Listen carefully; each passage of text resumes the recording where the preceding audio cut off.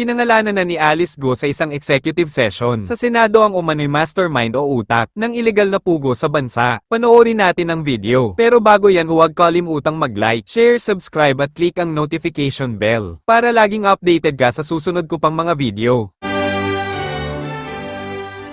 Wei Xionglim，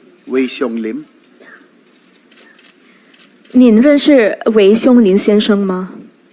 李雄林名字，这个名字我不认识，要看相片才知道。 I don't know this name. Maybe I need to check the photo so that I can confirm. Wei Xionglim. Senator JV, pinakita namin kanina yung letrato ni Wei Xionglim kay Mr. Yang at sinabi niya na nare-recognize niya yung tao. Or Alan Lim or Jeffrey Lim. Yes, alias. pakita natin ulit yung photo. Yes, Go ahead, Senator Secretary. JV. Wei Xionglim ay nephew po, Madam Chair, of Tony and Michael Yang. And he was arrested in 2003 in Tansa, Cavite for 1,000 kilograms no, ng drugs no, sa drug lab. So 1,000 kilograms, Madam Chair. Medyo malaki-laki rin po yun. So yung inaano ko lang dito, si Tony Yang and Michael Yang, connected din po dito kay kanyang nephew, connected po sa isa sa ano no, sa isang who's a known drug lord because ano siya 1,000 big time po siya no, 1,000 kilograms sen ba to, medyo malaki-laki nun no, mabig 1,000 kilograms 1 ton, yes, 1 ton drug lab. Okay, anyway, mag-shift lang po ako kay ano Ma'am Alice. Alam ko pong pagod na kayo, no? Last week, tapos 13 hours kayo doon sa house, no? Tapos dito na naman tayo. Pero siguro interesado lang ako sa inyo ulit sa pagpasok sa inyong political career. Paano ka nagsimula bilang mayor? Sabi mo nga, lumaki kayo sa Tarlac. Sino po ang nagsuporta sa inyo, no? I understand si former Mayor Feliciano, siya po ang tumulong sa inyo. Opo, Mr. Chair, sa mga leaders, sa mga ibang tao po, siya pa yung tumulong. Bali yung mga leaders niya, nung tumakbo ka dahil baguhan ka, no, ay pinrovide niya yung mga leaders niya sa iyo. Opo. Bali, ikaw ay dating negosyante, no? Yung meron kayong farm, yung QJJ, bago ka pumasok ng pagka-mayor, tama? Opo. So, gaano kayo kalapit kay Mayor? Sayang, Madam Chair, no? Since Mayor Feliciano, former Mayor, he did not show up today. So hopefully in the next hearing, pumunta po siya. Because I'm interested, Madam Chair. At inisyuhan na natin siya ng subpoena, Subpoena. Senator JV, sa motion ng SP Pro Tempore. Thank you, Madam Chair. So, paano kayo nagkakilala? Nung nagnenegosyo ka pa, nung mayor siya, doon po kayo nagkakilala? Opo, Your Honor. Pinuntahan ko po, kung di po ako nagkakamali, pinuntahan ko po sa Mayor's Office. Na-courtesy call po, then from there po, naging magkakilala at naging magkaibigan po. Pero nung nag-last term po siya as mayor, kayo yung kanyang tinulungan. Paano naman naisip na kayo po ang tumakbo bilang mayor ng Bamban? Kayo po ay nanegosyo. Nung panahon na yon, kayo ay nasa farm. Bakit kayo po ang tinulak niya? Hindi yung kamag-anak niya. Madalas kamag-anak pero kayo ang napusuan ni Mayor Feliciano. Your Honor, hindi naman po tinulak. Last term na po siya and he's running for Congress. Ako naman po, childhood dream ko rin po talaga. And during the time po, tinanong po niya ako kasi he will be running for Congress po. And after a while po, nag-decide po ako to run for the position po. So ito yung first nyo sa no? Hindi kayo naging official, kahit ano exposure from business, no? Kayo ay naging pinatakbo bilang mayor. Opo, tumulong po siya and together din po with the line-ups din po, tinulungan din po ako ni former mayor po. Pero seryoso kaya siya sa pagtakbo niya? Sabi mo kanina, tumakbo siya bilang congressman, no, sa distrito dahil nag-last term siya. Seryoso kaya siya sa pagtakbo niyang congressman o baka naman gusto lang niyang makakuha ng campaign funds mula sa iyo dahil I understand kayo ba nag-finance ang campaign ng buong team mo at kay Mayor Feliciano bilang congressman? Your Honor, negative po. Wala po akong minigay po sa kanya na any campaign fund and I believe seryoso naman po siya kasi during the time po Very hard work naman po yung pagiging campaign po niya sa distrito po. Anyway, kasi na meron akong resulta dito, Madam Chair, nung 3rd Legislative District sa Tarlac, pangatlo po siya no? Kasi kung seryoso siya, mayor siya, incumbent mayor, sana man lang pangalawa, no? Independent. So, doon lang medyo nagdududa ako kung seryoso nga siya talaga sa kanyang pangampanya. He was a poor third doon po sa distrito, no? Dito pa yung resulta ng halalan. Anyway, I would have wanted to ask Mayor Feliciano, Madam Chair, probably, hopefully, next hearing, kasi po si Mayor Feliciano was also involved, kung naaalala niyo po yung hearing noong 2015, 2016, yung tungkol po sa Canadian waste, no, that was brought in the country, at nagkaroon po ng, alala ko kasi yun kasi parang sa Bamban din ho yun, meron hong landfill doon. And I understand, Madam Chair, that the Sangguniang Bayan of Bamban already had an ordinance na banning passage of waste materials going to the landfill.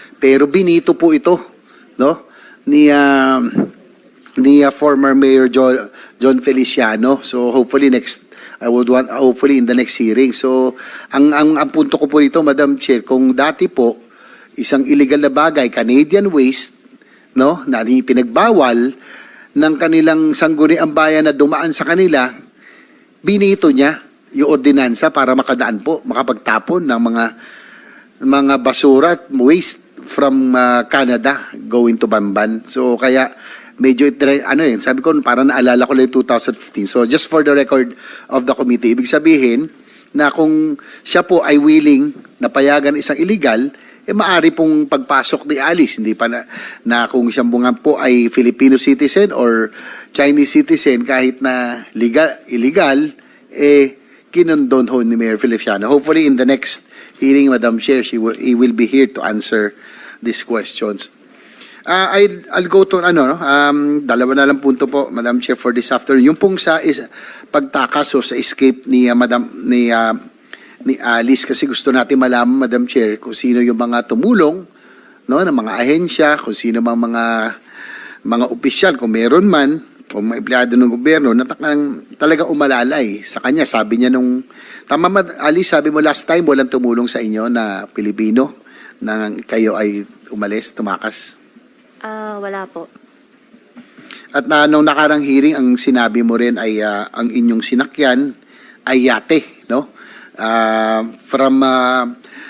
Sa galing sa farm, nagvan kayo hanggang sa port, tapos sumakay kayo ng yate. Yun yung una yung sinakyan bago kayo lumipat sa isang mas malaking vessel o isang mas malaking barko. Tama ba? Your Honor, tama po. Naalala mo ba kung yung pong ilang beses natatakanin yung passport nung pagdating nyo po ron sa Shanbian na hanggang pumunta kayo na Singapore hanggang Indonesia? Maalala mo kung ilang beses natatakanin yung passport? Your Honor, I have pending case po with immigration po. I invoke my right against self-incrimination po. Sige, move on tayo. Yung pong vessel, yung inyong sinakyan na yate, total hindi naman siguro ito kasama, natandaan mo pa kung yung bandera nito ay Pilipinas o ibang bansa? Kasi sabi mo kanina hindi Pilipino ang mga tumulong sa iyo. So gusto ko malaman kung yung yating ito ay Philippine flag vessel or a foreign flag vessel. Ano, naalala mo yung bandera? Your Honor, doon sa yacht po, wala po ako nakitang flag po. Hindi mo na nakita. Opo. Madam Chair, siguro Marina, may Marina ba dito? Anybody from Marina? Walang Marina? Parang kanina nandito.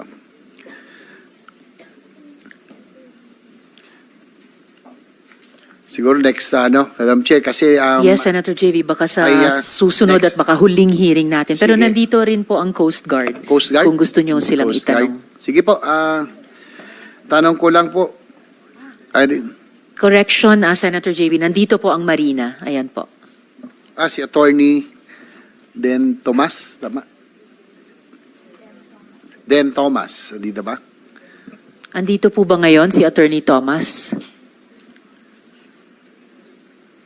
Siguro sa Coast Guard muna, habang inaantay natin Alright, kung Senator nandito nga JV. Marina. Pwede naman kayo lumapit dito para sumagot. Dem Redonia, yung sa Marina, dapat nandito yata.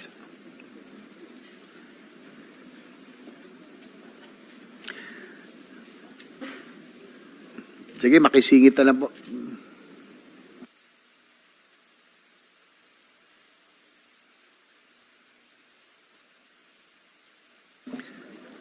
No. Sige, sa Coast Guard, please identify yourself, sir. Thank you, Madam Chair. Attorney Captain Oliver Tanseco, Philippine Coast Guard po. Captain Tanseco. Oo, Yes, sir. kasi sana tatanungin ko yung Marina dito because kasi ayon sa salaysay ni Alice Go, ang ginamit nila ay yate, no? Kung halimbawa, kasi I receive information, Madam Chair, that most of the yachts in the country, mga luxury yachts, karamihan, ay hindi po nakarehistro as Philippine vessel. Most of them are ang tawag sa kanila ay visiting yacht, no? Pero talagang ang pagmamay-ari po nila ay mga Pilipino rin. So ang tanong ko lang sa ating Coast Guard, kung gano'n halimbawa meron tayong suspicion na ginamit po 'yon, mas halimbawa foreign flag vessel, mas hindi nyo, o Philippine flag vessel, may pagkakaiba ba yun kung sa inyo pong pagmamonitor? Halimbawa po, si Alice Go, meron hong, anong tawag doon, naka-red flag sa inyo, under watch. May pag-difference ba kung foreign or Philippine flag vessel ang tingin nyo na pwede nilang gamitin? Madam Chair. Under the Philippine Coast Guard Law, our present law, Republic Act 9993, wala pong exemption doon. All merchant vessel. Ang exemption lamang po dyan are warship or vessels of a flag, foreign state. So lahat po yan under sa inspection po ng Philippine Coast Guard. Yung question nyo po, Madam Chair, Sir, Senator, Sir, yung ano ang inspection po namin, mas heavy po tayo on foreign vessels coming into the country because of our commitment to international convention or regulation, one of which is the ISPS code. Isa po yan, bilang port state control po ang Philippine Coast Guard, we do ensure that the vessel is seaworthy, that the vessel has proper crew and equipment to ensure safe yung voyage. Yung pong tanong nyo on the possibility, the Philippine Coast Guard has come up with a report tungkol po dung possible route na ginamit po nila and would like to submit it sa executive session sa namang po because there are some national security implications po. But I can state, Your Honor, that we do have report. We can monitor the in and out of vessels in the country. We do have a mode of identifying vessels, particularly on the time period mentioned by the witness, Your Honor. And likewise, Senator JV, if I may, salamat para doon, Captain Tanseco, yung sagot nyo kay Senator JV. And we will schedule that executive session or at the very least, presentation po ng Coast Guard sa members of the committee at the most available common time. Salamat. Likewise, Madam Chair, take advantage of that no, sa executive session if you can submit. Kasi alam ko, tama, meron kayo tinatawag, nabanggit ko noon, yung AIS. No? Each vessel are equipped with AIS, yung automatic identification system na dapat alam natin saan siya rehistrado at anong make ng vessel. No? I'm sure you can monitor that. Probably all the vessels that passed no, from yung sa Mindanao going to Yes, sir. Sabah, sana po ma-submit nyo sa committee. Madam Chair, if I may. Yes po. Yung pong sinasabi natin, good Senator, about AIS, that's a requirement for commercial vessels. May limitation po yun. Pagka pa passengers, 300 gross ton, meaning yung size niya po. Pagka naman po commercial, meaning cargo po yan, it's 500. In addition to AIS, kasi pwede rin pong i-switch off yan. Pwede, of course, subject sila to verification, inspection, but meron po kaming tinatawag na intelligence method po namin. If I can name po yung ating system, ito po yung tinatawag nating DVD, Delta Victor Delta. Ito po yung dark vessel detection po natin, the capability that we do have right now, Your Honor. Thank you for that, Captain. No? Yun lang, Madam Chair, kasi nagulat din po ako na when we were trying to do our research and investigation, that most of the luxury yachts, especially the newer ones, are not registered in the Philippines. I don't know for what reason. probably to evade or not to pay taxes and duties. So yung karamihan po ng mga bagong yate ngayon dito na dumadaong, ang sinasabi, kaya gusto ko sana matanong yung Marina, bakit po pinapayagan na visiting yacht ang classification sa kanila, gayong dito na po sila base. So probably that's another point, but I think we can dig deeper. Baka pwede hong nagamit itong mga local yachts, pero sila po ay foreign flag, no? Pero talagang pag-aari po ng mga Pilipino. Nakakalungkot, Madam Chair, kasi talagang may kaya, can afford na magyate, mukhang sila pa yung hindi nagbabayad ng buwis. Kaya po, hinahayaan na lang nilang sila for visiting o foreign flag vessel. So, yun po. Hintayin na po natin Marina in the next hearing. Last but, siguro itong huli na lang po take advantage, dito na rin po si Ma'am Alice, no? Siguro, we will have an executive session probably before we wrap up, no? Ito pong hearing na ito, kasi sabi nga kanina, bugbog na kayo, pagod ka na, no? Hindi ka 12 hours sa Kongreso dito, ilang oras. Siyempre, siguro naawa ka sa sarili mo, pero siguro dapat maawa rin tayo doon sa mga naging biktima ng Pogo. Ikaw ba ay mastermind o willing ka ba magsabi kung talaga meron nasa likuran ng whole operation na ito? Your Honor, hindi pa ako mastermind. Masasabi ko po, isa pa akong victim. Victim. So, ikaw ay biktima. O kaya, pawn. No? Ikaw ay ginagamit ng isang criminal syndicate, international group o crime syndicate. Your Honor, hindi naman po siya ginamit. If ever po, kung meron man po ako na itulong, ano po akong tao, helpful akong tao. Kung meron man po, yun lang po. Pero sa mga activities po na ginawa or sa mga allegations po, wala po akong kinalaman. Kasi Madam Chair, no, siguro sabihin ko lang kay Madam Alice, no, tanong ko lang, kung kayo po tingin nyo sa ganitong operasyon, kayo ba ay guilty or kayo ba most guilty o tingin mo meron pang mas guilty sa inyo dito sa ganitong operasyon? Hindi po ako guilty po. So, hindi kayo most guilty. Meron pang mas guilty. Kumbaga may mastermind pa talaga. Sige po. Go, Ping. Your Honor, I think sa tagal po na investigation, alam na rin po ng committee po, especially chaired by our Madam Chairman, who's really at the back of everything po. Kaya ako natanong kasi, baka sa executive session, sana sa uli, ay may pagkakataon pa kayong sabihin kung sino man yung talagang nasa likuran. Kasi nga, kung sabi mo ikaw ay biktima, maawa din tayo sa mga naging biktima ng Pogo, di ba? So, sa executive session, hindi pwedeng ilabas yun, no? Sa media, sa publiko. Maintindihan namin kung ikaw ay natatakot, no? Dahil international crime syndicate po ito, natatakot ka para sa buhay mo. Para din mabawasan siguro yung kasalanan mo kung sakali sa executive session ay willing ka bang sabihin kung sino yung most guilty na sinasabi mo? Yes po, Your Honor. Madam Chair, so I wrap up. So I'm expecting that Ms. Alice Go will divulge the real masterminds of the operation of this international crime syndicate, and we will be responsible for her safety. So alam ko naman natin yun, pero sana po masabi po niya sa totoo. So she said yes already. So we will just wait for the executive session. Thank you, Madam Chair. Maraming salamat, Senator JV.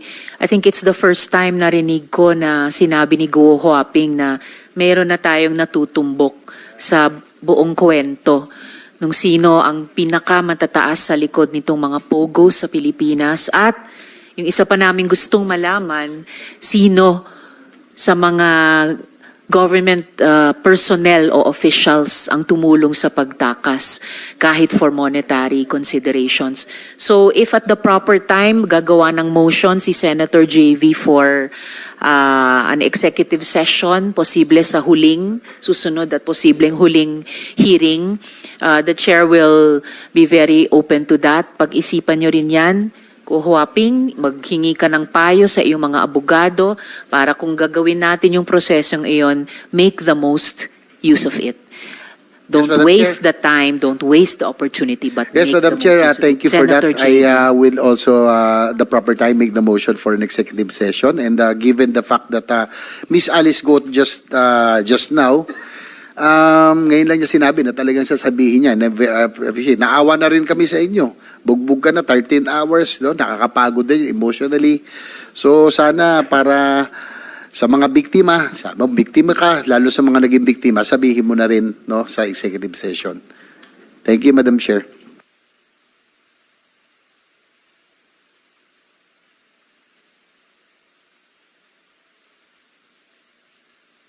Madam Chair, with that, if we have the time, probably, if I move that we convene this committee in the executive session. Second the motion, Madam Chair. Moved and seconded and so ordered by the chair that in about 7 minutes, pag-suspend ng hearing na ito, we will move into executive session. We still have 7 minutes and babalik ako kay Senator De La Rosa dahil may suspended interpellation kayo. But just before that, one quick follow-up question kay Ms. Cassandra. May ifa-flash po akong photo dito kasi Biti, no, yung tanong kanina, I believe ni Senator Sherwin sa inyo, sino nagpakilala sa inyo kay Charlotte? Kilala nyo ba itong taong ito na si Liu Dong? At siya ba? Liu Dong alias Boga. Siya ba ang nagpakilala sa inyo kay Charlotte? O Liye ba yung sinabi niyong totoong pangalan? Chinese name ni Charlotte. Shelly po. Sorry, Shelly Yes, or Madam Charlotte. Chair. Si Liu Dong ba, alias Boga, ang nagpakilala sa inyo ni Shelly o ni Charlotte? Mr. Chair, hindi ko po siya, Madam Chair, sorry, hindi ko po siya kilala. Hindi mo kilala itong taong ito. Ngayon, naalala mo na ba sino, kung hindi man itong si Liu Dong alias Boga, naalala mo na ba kung sino nagpakilala sa inyo ni Charlotte or Shelly? Madam Chair, kung hindi po ako nagkakamali, nakilala ko po siya doon na lang sa loob po yata. Saan po? Nakilala ko na lang po siya nung, parang hindi ko po sigurado, parang, tawag po dito, nakilala ko na lang po siya as the manager of nung nag-rent po sa amin. Sabi mo kanina, nakilala mo siya sa loob ng... I mean, nakilala ko po siya dahil siya yung manager ng Lucky South po. Si Charlotte o si Shelly ang manager Yes ng po. Lucky South? Yes po. So, sinong nagpakilala sa inyo nung manager ng Lucky South?